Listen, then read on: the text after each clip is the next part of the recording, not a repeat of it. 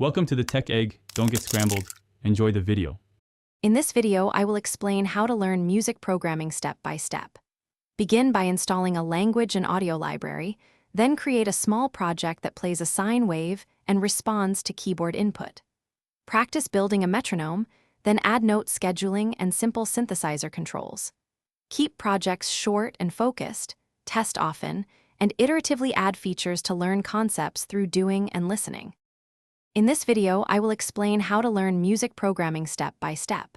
Focus on core concepts like sampling rate and latency, then experiment with simple oscillators and filters to hear differences. Implement MIDI input to trigger notes and map CC to parameters, and compare synthesis techniques to find what fits your goals.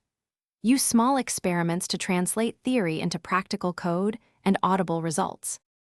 In this video, I will explain how to learn music programming step by step.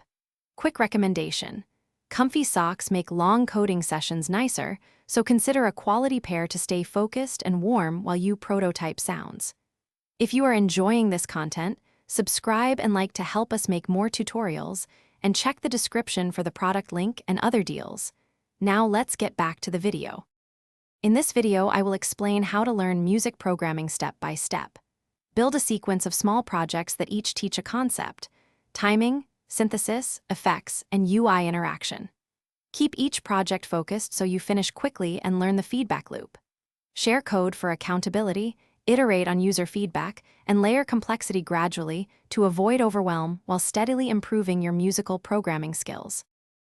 Thanks for watching. Consider subscribing if I helped unscramble your problems.